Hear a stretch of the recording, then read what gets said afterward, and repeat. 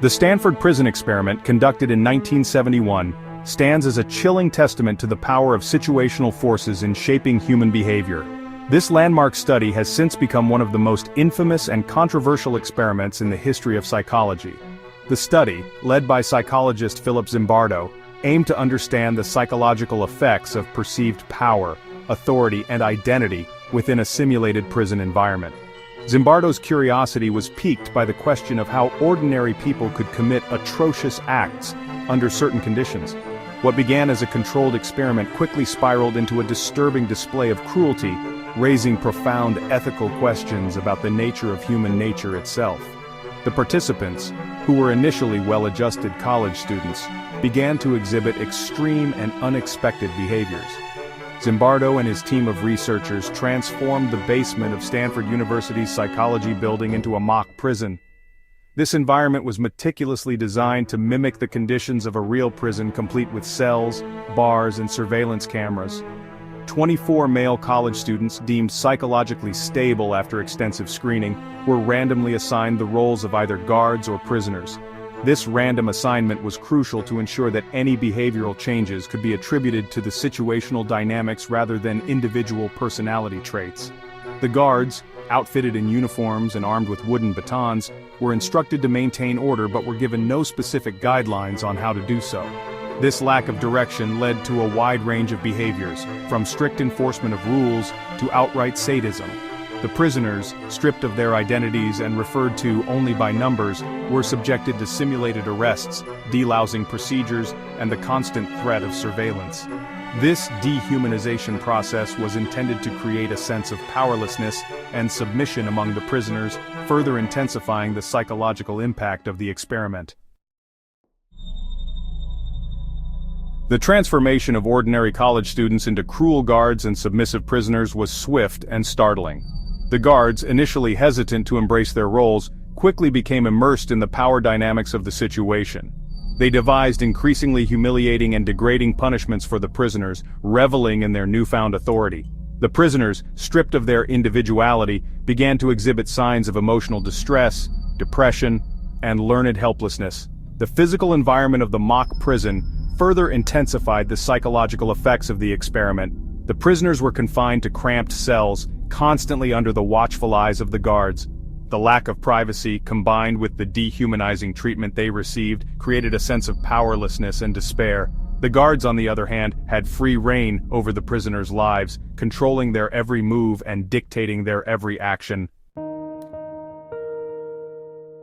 As the experiment progressed, the lines between role-playing and reality became increasingly blurred.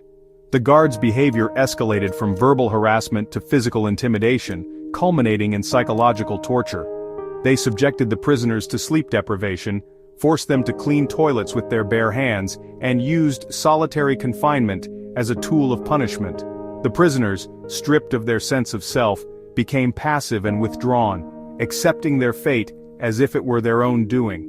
The experiment, initially scheduled to last 2 weeks, was abruptly halted after only 6 days due to the escalating abuse and the severe psychological toll it was taking on the participants. The researchers, horrified by what they had witnessed, realized that the situation had spiraled out of control. The Stanford prison experiment became a chilling reminder of the ease with which ordinary people can be corrupted by power and the dangers of unchecked authority. The Stanford prison experiment has been widely criticized for its ethical shortcomings, raising serious questions about the treatment of human subjects in research. Conducted in 1971 by psychologist Philip Zimbardo, the study aimed to investigate the psychological effects of perceived power, focusing on the struggle between prisoners and prison officers. However, the experiment quickly spiraled out of control, leading to severe emotional distress among participants. One of the most glaring ethical violations was the lack of informed consent. Participants were not fully briefed on the potential risks and the extent of the psychological trauma they might endure. This lack of transparency is a fundamental breach of ethical standards in research, as informed consent is crucial to ensure that participants are fully aware of what they are agreeing to. While the participants were informed about the general nature of the study, they were not fully aware of the potential risks and psychological harm they might experience. The experiment's design did not account for the extreme stress and emotional breakdowns that some participants would suffer, highlighting a significant oversight in the planning and ethical review process. Moreover, the researchers' failure to intervene and stop the abuse as it unfolded raised serious concerns about their responsibility to protect the well-being of their subjects. The lack of intervention allowed the situation to escalate, causing lasting psychological damage to some participants. This neglect underscores the importance of having strict ethical guidelines and oversight in place during any research involving human subjects. Zimbardo himself, who played the role of the prison superintendent, acknowledged that he became too immersed in the experiment and failed to recognize the ethical implications of the guards' behavior. His dual role as both the lead researcher and a participant in the study compromised his objectivity and ability to make ethical decisions, further complicating the ethical landscape of the experiment. The Stanford prison experiment serves as a cautionary tale, highlighting the importance of ethical considerations in research and the potential for harm when the pursuit of knowledge overshadows the well-being of human subjects. It underscores the need for rigorous ethical standards and the protection of participants' rights, ensuring that the quest for scientific understanding does not come at the expense of human dignity and safety.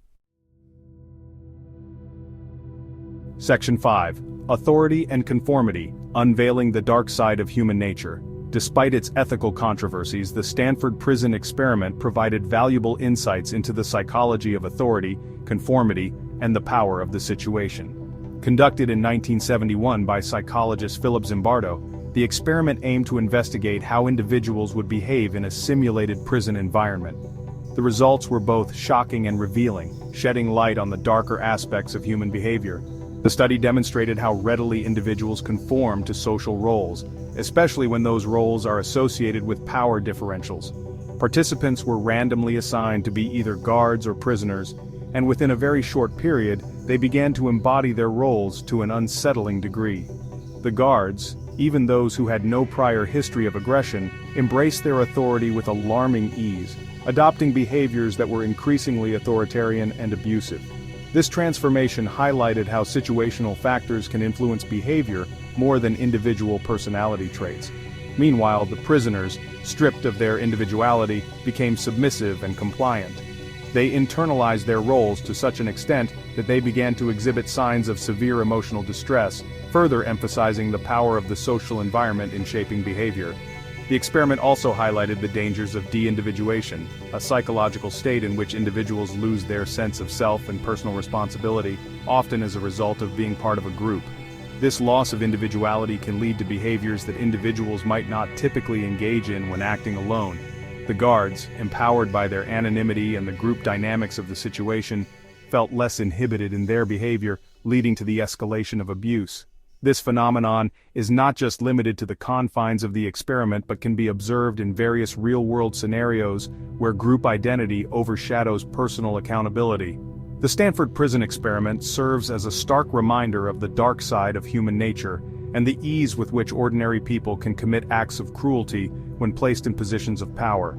It underscores the importance of understanding the psychological mechanisms at play in such situations to prevent similar occurrences in real life.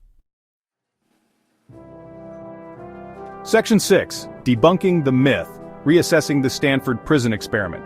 In recent years, the Stanford Prison Experiment has faced renewed scrutiny, with some critics questioning its validity and conclusions. Some have argued that the study was flawed from the outset, citing Zimbardo's active role in shaping the guards' behavior and the lack of a control group. Others have pointed out that the sample size was small and not representative of the general population, making it difficult to generalize the findings. Moreover, recent investigations have revealed that the guards were not as uniformly cruel as the original study suggested, and some prisoners may have exaggerated their symptoms of distress. While the Stanford prison experiment remains a compelling case study, it is essential to acknowledge its limitations and avoid oversimplifying its complex findings. Section 7. Beyond the Bars, the enduring legacy of a controversial study.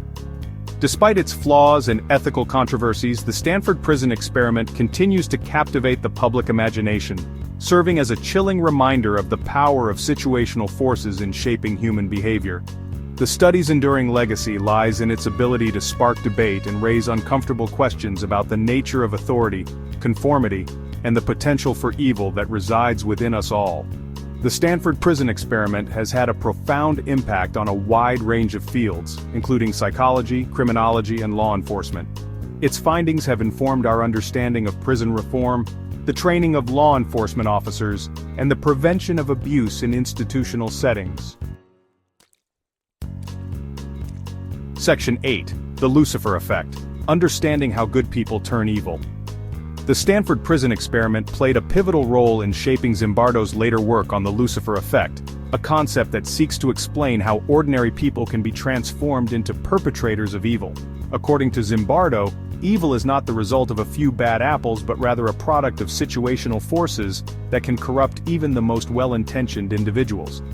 Zimbardo argues that understanding the Lucifer effect is crucial for preventing future atrocities and creating a more just and humane society.